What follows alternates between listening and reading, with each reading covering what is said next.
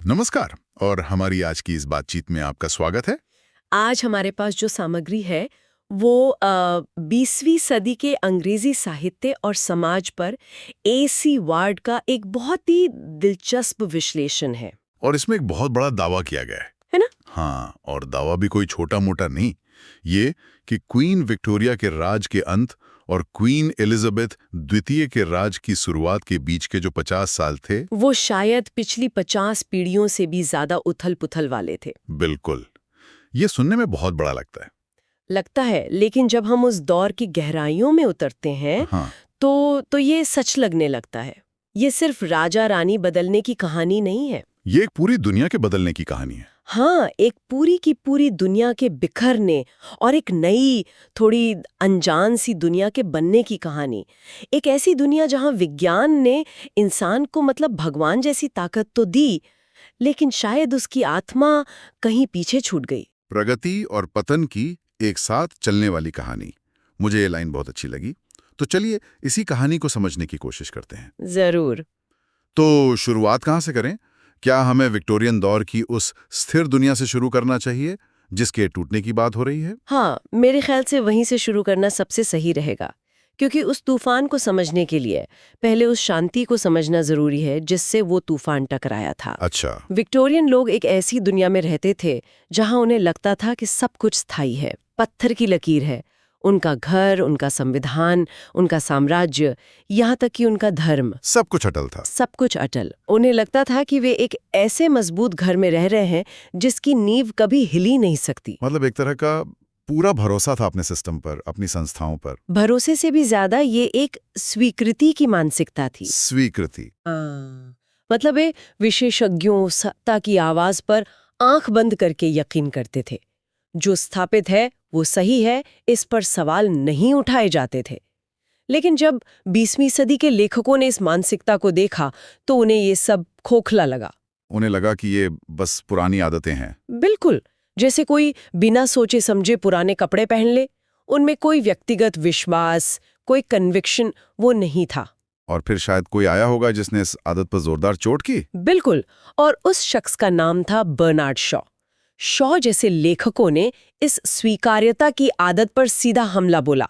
उनका एक ही मंत्र था, सवाल करो, हर चीज को परखो, कुछ भी बस ऐसे ही मान मत लो। उनका कोई मशहूर नाटक है शायद, मेजर बाबरा। हाँ, मेजर बाबरा। उसमें एक पात्र है एंड्रू अंडरशाफ्ट, जो कहता है, इस दुनिया के साथ यही तो दिक्कत है। यह अपने पुराने स्टीम इंजन और डायनमो तो कबाड़ में फेंक देती है, लेकिन अपने पुराने पूर्वाग्रहों, अपनी पुरानी नैतिकता और अपने पुराने धर्मों को सीने से लगाए रखती है। अरे वाह, ये तो सीधी सीधी चुनौती थी। तो उस समाज के लिए ये एक शॉक ट्रीटमेंट जैसा रहा होगा। बहुत बड़ा। कुछ लोगों को शायद ताजगी महसूस हुई होगी, लेकिन बाकियों का क्या? हाँ, जिनकी पूरी दुनिया इसी भरोसे पे टिकी थी। आपने बिल्कुल सही पकड़ा। कई लोगों के लिए ये ऐसा था जैसे उनके पैरों के नीचे से जमीन खिसक गई हो। नाटक में जो किरदार है बारबरा, वो खुद यही महसूस करती है। वो क्या कहती है? वो कहती है, मैं उस चट्टान पर खड़ी थी जिसे मैं हमेशा से अटल मानती थी, और बिना एक शब्द कहे वो मेरे पैरों के नीचे डगमगा गई और बिखर गई। जब आपकी सारी पुरानी निश्चितताएं टूट जाती हैं और उनकी जगह लेने के लिए कुछ नया नहीं होता, तो एक गहरा आध्यात्मिक खालीपन पैदा हो जाता है। लोग एकदम खोया हुआ महसूस करने लगते हैं। तो ये जो पुरानी नींव हिल रही थी, इसमें उस दौर के सबसे बड़े बदलाव यानी साइंस का क्या रोल था? क्योंकि 20वीं सदी तो सबसे बढ़कर विज्ञान की ही सदी थी। विज्ञान का रोल सबसे बड़ा और सबसे विरोधाभासी था। उसके दो चेहरे थे, एक बहुत आकर्षक और दूसरा बहुत भयानक। अच्छा। एक तरफ आप देखिए, आंतरिक दहन इंजन का आविष्कार हुआ। इससे मोटर कार बनी, हवाई जहाज बने। हाँ। इसने युवाओं को एक ऐसी आजादी दी जो पहले कभी किसी ने सोची भी नहीं थी। अब वे अपनी गाड़ी उठाकर माता पिता के नियंत्रण से अपने छोटे से शहर से कहीं भी दूर जा सकते थे। ये व्यक्तिगत स्वतंत्रता की एक क्रांति थी। ये तो हुआ विज्ञान का अच्छा वाला चेहरा। इसका भयानक चेहरा क्या था? भयानक चेहरा ये था कि जिस तकनीक ने मोटर कार बनाई, उसी ने टैंक भी बनाए। बिल्कुल, और जिस तकनीक ने लोगों को दुनिया घुमाने वाले हवाई जहाज बनाए, उसी ने शहरों पर बम गिराने वाले बॉम्बर्स भी बनाए। 20वीं सदी की तकनीक ने ही 2 विश्व युद्धों में करोड़ों लोगों के सामूहिक संहार को मुमकिन बनाया। ये तो बहुत भारी कीमत थी। बहुत भारी। और अपने युवाओं की आजादी की बात की, क्या इस नई ऊर्जा का भी कोई गलत इस्तेमाल हुआ? हाँ, और बहुत बुरी तरह से। इसी युवा विद्रोह की भावना को हिटलर जैसे नेताओं ने पकड़ा और हिटलर यूथ जैसे आंदोलन बनाए। ओहो। जहां युवाओं की इसी आजादी और विद्रोह की चाहत को एक विनाशकारी मकसद के लिए संगठित कर दिया गया। ये बहुत डरावनी बात है कि कैसे युवाओं की ऊर्जा को किसी भी दिशा में मोड़ा जा सकता है। ये वाकई डरावनी बात है। और ये सिर्फ युवाओं के साथ नहीं हुआ होगा, है ना? क्या पूरे समाज में व्यक्ति की पहचान कमजोर पड़ रही थी? क्या इंसान भीड़ का हिस्सा बनता जा रहा था? बिल्कुल। इसी दौर में आम आदमी की जगह समूह मानव यानी मास मैन का उदय हुआ। समूह मानव? हाँ, मतलब व्यक्ति की पहचान भीड़ में खोने लगी थी और इसके पीछे एक बहुत नेक इरादा भी था। फेबियन सोसाइटी और सिडनी और बीट्रिस वेब जैसे विचारकों ने कल्याणकारी राज्य, जिसे हम वेलफेयर स्टेट कहते हैं, उसकी नींव रखी। मकसद तो अच्छा था, गरीबी हटाना, सबको स्वास्थ्य सेवा देना। हाँ, मकसद बहुत अच्छा था, लेकिन इसकी एक कीमत चुकानी पड़ी। और वो क्या थी? स्रोत कहता है कि इस व्यवस्था में व्यक्ति को एक मशीन से गुजरने वाले पंच कार्ड की तरह देखा जाने लगा।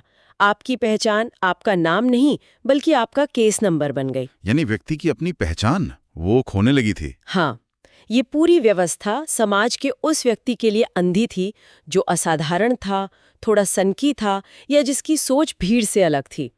कानून औसत इंसान के लिए बनाए गए थे। अगर आप उस औसत में फिट नहीं होते तो सिस्टम के लिए आप किसी काम की नहीं थे।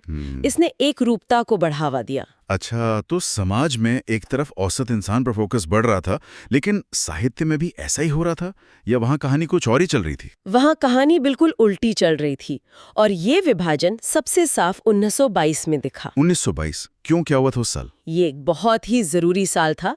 इसी साल 2 किताबें छपी, जेम्स जॉयस की यूलिसिस और टी.एस. एलियट की द वेस्टलैंड। ओके। जहां आम इंसान का पहुंचना नामुमकिन था। मतलब लेखक अचानक आम लोगों से बात क्यों नहीं करना चाहते थे? ये तो बहुत अजीब है।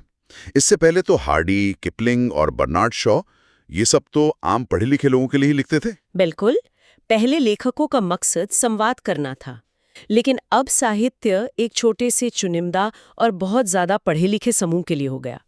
ऐसा लगा जैसे लेखक कह रहे हों कि हमारी बातें तुम्हारे मतलब की नहीं हैं। जॉयस के काम पर लिखने वाले स्टुअर्ट गिलबर्ट ने तो यहाँ तक लिखा कि जॉयस ने बौद्धिक जगत के अधोलोक की भीड़ के सामने बुद्धि के अधिकार को कभी धोखा नहीं दिया। एक मिनट, बौद्धिक जगत के अधोलोक की भीड़, ये तो आम पाठक के लिए बहुत अपमानजनक शब्द है। ये तो एक तरह का इंटेलेक्चुअल घमंड लगता है। ये घमंड ही था। ये सोच के सच्ची कला और सच्चा साहित्य बस कुछ गिने चुने लोग ही समझ सकते हैं। और इसका एक बहुत ही मजेदार किस्सा भी है जो दिखाता है कि ये बौद्धिक अहंकार कितना हास्यास्पद हो सकता है। बताइए, ये सुनना तो दिलचस्प होगा। एक बहुत मशहूर आलोचक थे, प्रोफेसर विलियम एंसन। उन्होंने टी.एस. एलियट की एक कविता का बहुत गहरा विश्लेषण लिखा। ठीक है। उन्होंने कविता की एक खास पंक्ति की अस्पष्टता की जमकर तारीफ की। उन्होंने लिखा कि ये अस्पष्टता, ये कंफ्यूजन ही इस कविता का असली जीनियस है, यही कवि का असली मकसद है। इस पर उन्होंने कई पन्ने लिख डाले। और फिर इसमें मजेदार क्या है? और फिर पता चला कि वो अस्पष्टता असल में एक प्रिंटिंग की गलती थी। क्या? हाँ, कविता के तीसरे एडिशन में प्रिंटर ने गलती से एक कॉमा को फुल स्टॉप से बदल दिया था, जिससे पूरी लाइन का मतलब ही बदल गया। एक मिनट, आप कह रही हैं कि पूरा का पूरा एकेडमिक विश्लेषण एक कॉमा की गलती पर आधारित था? बिल्कुल। जिस गहरे मतलब की प्रोफेसर साहब तारीफ कर रहे थे, वो कवि ने नहीं बल्कि प्रिंटर ने पैदा किया था। ये तो मजाक जैसा लगता है। इससे उस दौर के आलोचकों की दुनिया के बारे में क्या पता चलता है? यही पता चलता है कि आलोचना कभी-कभी असलियत से कितनी दूर जा सकती है। आलोचक उस चीज में गहरा अर्थ ढूंढ रहा था जो वहां थी ही नहीं। ये उस बौद्धिक अहंकार को दिखाता है जहां आलोचक लेखक से भी ज्यादा जानने का दावा करने लगता है। कमाल है।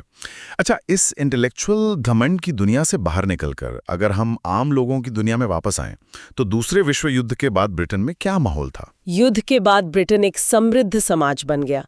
लगभग सबको रोजगार मिला हुआ था, लोगों की तनख्वाहें बढ़ रही थीं और फिर एक नया दौर शुरू हुआ। कौन सा दौर? स्टेटस सिंबल का और पड़ोसियों से होड़ का। मेरे पास तुमसे बड़ी गाड़ी होनी चाहिए, तुमसे अच्छा टीवी होना चाहिए। और हायर परचेज सिस्टम यानी किश्तों पर सामान खरीदने की व्यवस्था ने इस आग में घी का काम किया। बहुत बड़ा बदलाव आया। पहले के विज्ञापन आपको बताते थे कि हमारा उत्पाद कितना अच्छा है, कितना टिकाऊ है, लेकिन अब विज्ञापन उत्पाद की क्वालिटी के बारे में नहीं थे। अब वो गहन मनोविज्ञान यानी डेप्थ साइकोलॉजी का इस्तेमाल करने लगे। वो आपके मन की गहरी भावनाओं को निशाना बनाते थे। बिल्कुल। इसका एक उदाहरण है कि विज्ञापन कंपनियां मानवीय प्रेम जैसी पवित्र भावना को बियर, चॉकलेट, गैस स्टोव और जूते जैसी चीजों से जोड़ने लगी। मतलब विज्ञापन ये नहीं कह रहा था कि ये बियर अच्छी है, वो ये कह रहा था कि अगर आप ये बियर पिएंगे तो आपको प्यार मिलेगा, आप सफल होंगे, आप खुश रहेंगे। ये सिर्फ सामान बेचना नहीं था, ये एक सपना, एक जीवन शैली बेचना था। और यहीं से आधुनिक उपभोक्तावाद की नींव पड़ी। सही बात है। तो एक तरफ ये सामान खरीदने और स्टेटस बनाने की होड़ थी, क्या सब लोग इस दौड़ में शामिल थे या इसका कोई रिएक्शन, कोई विद्रोह भी हुआ? एक बहुत जोरदार विद्रोह हुआ, खासकर युवाओं के बीच। अमेरिका में एक आंदोलन शुरू हुआ जिसे बीटनिक कहा गया। बीटनिक? हाँ, ये वो युवा थे जो इस उपभोक्तावादी समाज से पूरी तरह निराश और ऊब चुके थे। उन्होंने कहा कि हम तुम्हारे नियम, तुम्हारी नौकरी, तुम्हारा पैसा कुछ नहीं मानेंगे। उन्होंने समाज के सारे नियम तोड़कर एक खानाबदोश, एक बंजारे जैसी जिंदगी जीने का फैसला किया। सुनने में तो काफी क्रांतिकारी लगता है। वे करते क्या थे? वे अजीब-गरीब कपड़े पहनते, साफ सफाई की ज्यादा परवाह नहीं करते और मन की शांति के लिए ज़ेन, बौद्ध धर्म जैसी पूर्वी विचारधाराओं में शरण ढूंढते थे। वे बस घूमते रहते थे, कविताएं लिखते थे और समाज के हर नियम का मजाक उड़ाते थे। लेकिन इसमें एक अजीब बात नहीं है? वे जिस समाज से इतनी नफरत करने का दावा करते थे, क्या वे अपनी जरूरतों के लिए उसी पर निर्भर नहीं थे? खाना, पीना, घूमना। हाँ। उसी पर खाने, पीने, कपड़े और यात्रा के लिए पूरी तरह निर्भर थे। वे हिच हाइकिंग करते थे, यानी उसी समाज के लोगों की गाड़ियों में लिफ्ट लेकर घूमते थे, जिनका वे तिरस्कार कर रहे थे।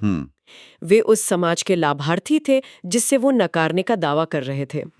उनका विद्रोह भी उसी व्यवस्था पर टिका था जिसे वे तोड़ना चाहते थे। बिल्कुल। तो अगर हम इस पूरी कहानी को देखें, विक्टोरियन स्थिरता के टूटने से लेकर बीटनिक विद्रोह तक, ये 50 साल वाकई में तूफानी थे। हर चीज पर सवाल उठाए गए, हर नींव को हिलाया गया। विज्ञान की दो धारी तलवार, समूह मानव का उदय, साहित्य का आम आदमी से दूर हो जाना। और जब हम आज पीछे मुड़कर देखते हैं तो एक बहुत दिलचस्प नजरिया सामने आता है ना? हाँ। जिस विक्टोरियन युग को उस समय के लेखक पाखंडी और दमनकारी कहते थे, आज जब हम उसे दूर से देखते हैं तो उसका संयम और उसकी शालीनता कहीं ज्यादा आकर्षक लगती है। जिसे तब दमन कहा गया, उसे आज गरिमा के रूप में भी देखा जा सकता है। बिल्कुल।